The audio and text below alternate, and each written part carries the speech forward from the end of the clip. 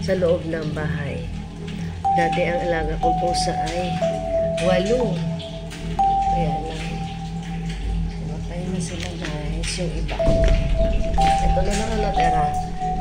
3 silang natira. Ayan. Hindi ko lang ipakita yung anak niya kasi nagdidede. Napapalo ako ni Lolo. Kaya yan lang. Medyo slide ko lang.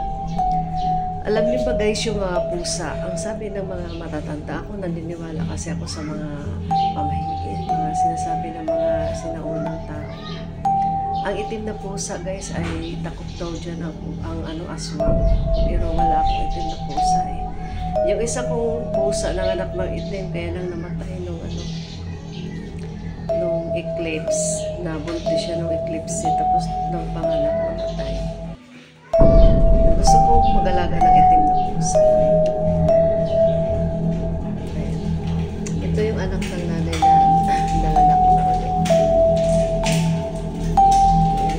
Ano siya guys? Male siya. Gusto ng ng kaibigan ko na paano daw makapon. Sabi ko, ayaw ko kasi pusa naman mawawalan sila ng kaligayahan. Pag pinakapon mo yan, lagi na lang sa loob ng bahay. Gusto ko naman silang gumala para ma-enjoy nila ang pagiging pusa, di ba? Marami akong alaga guys na pusa. Nandun yung isa sa kabinet. Dahil may mga ahas dito guys sa amin kasi nandito kami sa village. Nakakataboy pumapatay ng ahas ang pusa. Yung mga daga. Wala na akong daga dito. Kahit mga lizard sa loob ng bahay, pinapatay nila. Nilalaro-laro lang. Pero, mamatay dahil ang mga kuko nila matutulis.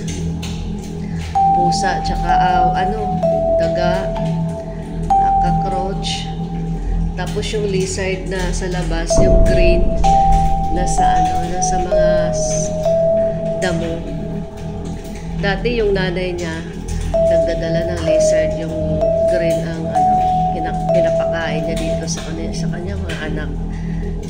Ganun naman siguro ang mga pusa. Na talaga nila yan, yung magdadala sila ng pagkain para sa mga anak nila kahit pinapakain natin sila ng